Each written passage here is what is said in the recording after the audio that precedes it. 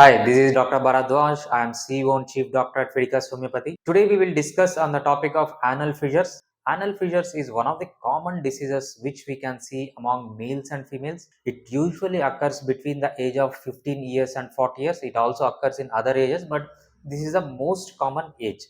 The problem with this disease is, basically there are other diseases which are common around the anal region. They could be piles, they could be fissures, they could be anal sinus, they could be anal abscess, or some other diseases like anal fistula also are the common diseases around anal region. Normally what happens is people confuse with the other diseases. They don't go for diagnosis and they take own treatment, or they go and search in the Google, or they listen to some video and they start taking the treatment on their own. This causes the major issues. Instead of treating the disease, this causes the disease will increase and they land into more problems because of this phenomenon which they will be doing. One more problem with this disease is there will be pain during anal fissures. Once you start taking the treatment, pain will go off, but the disease will remain as it is. Once the pain is gone, people think that the disease is cured and they take and they stop taking the treatment, or they stop taking the precautions which are required for this disease. That's the reason this disease will again and again relapse, and it will be continuing for a very long time, and it leads into complication. The three things you have to do for when you have this disease is get the reach us immediately, get the diagnosis based on the exact disease. The treatment has to be taken. The next one is do not start your own treatment. Don't look into Google or look into some videos and start your own treatment. Next one is take the treatment completely. Don't stop in the middle of the treatment. And one more important thing is don't go to a fake doctor, go to a specialist and get this diagnosed and start the treatment. This will give you the better results. Then what is anal fissure? Anal fissure is the tear in the anal region. So there are three parts in the anal region: upper part, middle part, and lower part. In the middle and lower part, there will be a tear in the mucosal layer. Mucosal layer is the inner layer of the anal region, and you will have the tear. There will be a split in that mucosal layer which causes pain. And coming to the signs and symptoms, pain is the hallmark of this disease. What happens is the pain starts while you start going for the motion. The pain continues even after the motion for the long time. There can be streaks of blood. These streaks of blood can be seen on the motion, or when you wipe the anal region with the tissue paper, you can see the drops of blood or streaks of blood on tissue paper as well. And also you can see the streaks of blood on toilet. This is also common. Basically this is the friction between the injury or the fissure and the motion you are passing. And also there can be sometimes slight mucus discharge. Mucus means a sticky fluid will come out of your anus sometimes. And also pruritus, there will be severe itching around the anal region for some time. And also this is seen mostly after you take a spicy diet. Spicy diet will irritate the lesion and you will have more pain if you take the spicy diet before the day you pass the stool. So these are the common signs and symptoms. And coming to the investigation, the important investigation you will be doing is proctoscopy or anoscopy. In this you will be inserting a small tube with a camera into your anal region, and you will be visualizing the anal region. With this you can differentiate between hemorrhoids, whether there are primary hemorrhoids, secondary hemorrhoids, or it can be a anal fistula or anal sinus or anal abscess or anal tags. So whatever the diseases around the anus you have, you will get the complete picture of those diseases with proctoscopy or anoscopy. To understand this disease, you need to understand a bit of anatomy around your anal region. Basically anal region is divided into three parts: upper part, middle part, and lower part. Upper part is about 15 millimeters in length. Middle part is also 15 millimeters in length, and the lower part is 8 millimeters in length.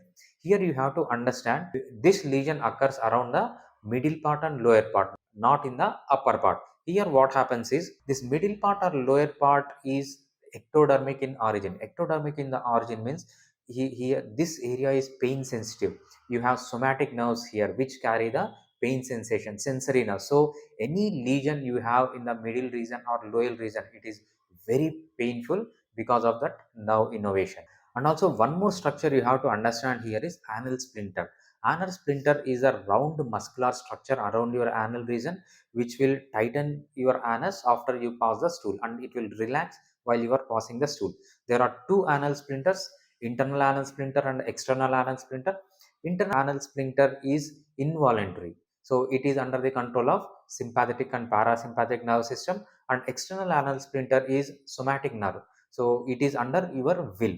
So basically contraction of anus is under two control, both voluntary and involuntary, and you have to understand this to understand this disease further.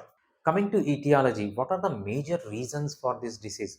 The important reason is constipation and straining during constipation. When you strain while constipation, this is going to cause some cracks in the mucosa, so they lead into a wound.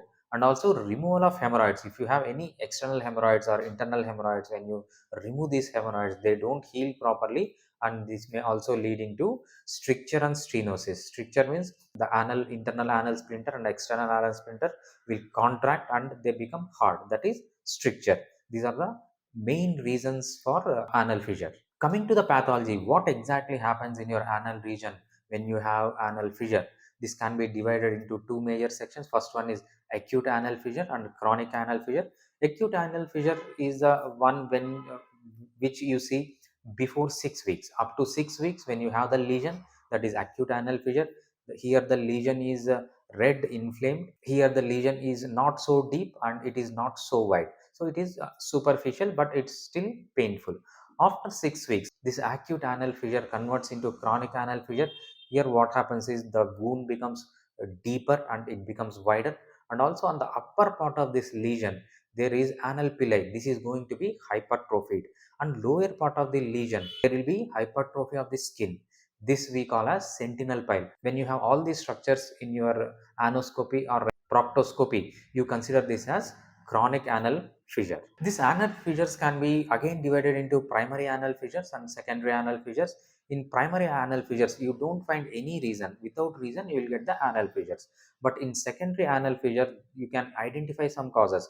Identify some causes like constipation. You have constipation, after that you have developed anal fissure, or you will have diarrhea. Even diarrhea can cause anal fissure. And also irritable bowel disease. If you have this syndrome, irritable bowel disease, then also you are prone to get anal fissures.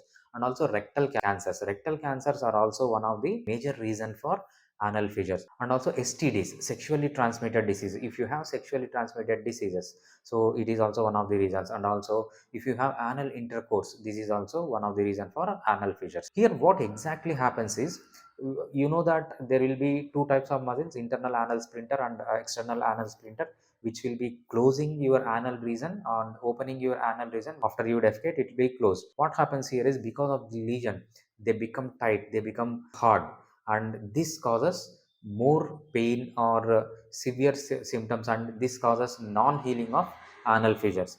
So there will be a spasm of anal splinter.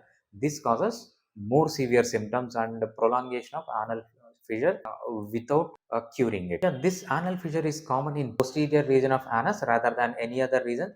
So mostly it will be posterior region. Coming to the conventional treatment. Conventional treatment is a treatment which you take when you suspect you have any anal problem. You go to a doctor who is nearby your home, or you go to a corporate hospital, or you go to a gastroenterologist.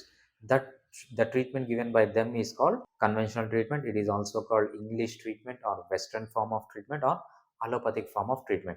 What are the disadvantages you have when you take this treatment for anal fissure? Basically, they don't have any medicine to cure anal fissure.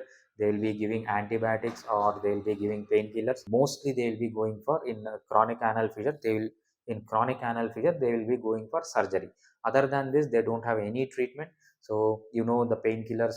What are the damage done by the painkillers? It can damage your kidney. It can damage your liver, or it can damage your nerves. And also they will use laxatives also have lot of side effects. And also coming to surgery, even after you undergo the surgery, there is high chance that this will be relapsing again and again.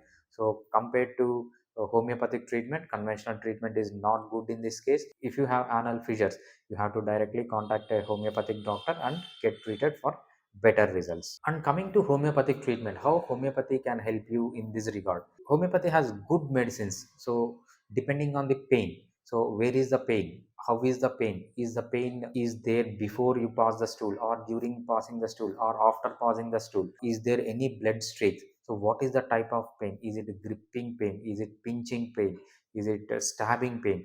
Based on this you will have specific medicines when you get treated with these medicines, so your anal fissure will be completely gone. And also if you have recurring anal fissures, you have anal fissures and you have taken allopathic treatment or you went for surgery, so you are seeing that these anal fissures are recurring again and again. Even in that case homeopathy has very good treatment. You can prevent these anal fissures from occurring again and again. Basically homeopathy can cure anal fissure whether it is primary or secondary, when it is acute stage or chronic stage. And also it can prevent your anal fissure from occurring again and again. And also homeopathy treatment is very affordable compared to any other treatment. So in anal fissure homeopathy you have the best treatment. All this treatment in homeopathy is without any side effects. When you take homeopathy treatment you will not have any side effects as you see in the case of painkillers or laxatives or surgery.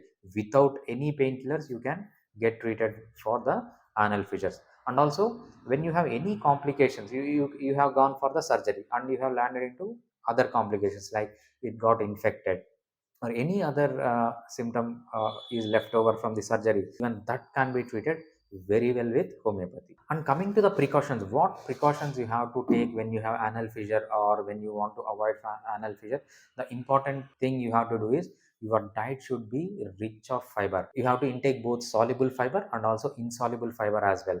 So you have to have healthy toiletry habits and you should not be straining during passing the motion.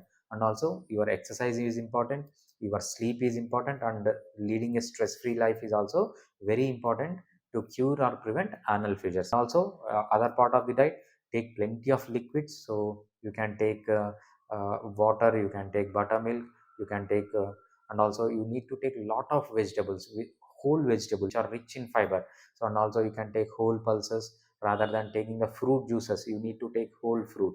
And also you can use chia seeds, flax seeds, whatever adds bulk to your stool or whatever increases the fiber to your diet, you can take that. And important precaution or important tip you have for curing the anal fissure is sidge bath. Sidge bath is basically you will take a flat tub, in that you will pour water. You can pour water as you like. You can, if you want warm water you can use it, if you want cold water you can use it, whatever you like. And you can put some pinch of salt into it and sit for 10 to 15 minutes. So basically the purpose of the sidge bath is not cleaning your anal region. See, your anal region, you cannot clean your anal region because it is always in contact with microbes which is coming from the stool. So that is not the important aim of sidge bath. The important aim of sidge bath is to relax the anal splinter. The anal splinter will be contracted or it going to spasm.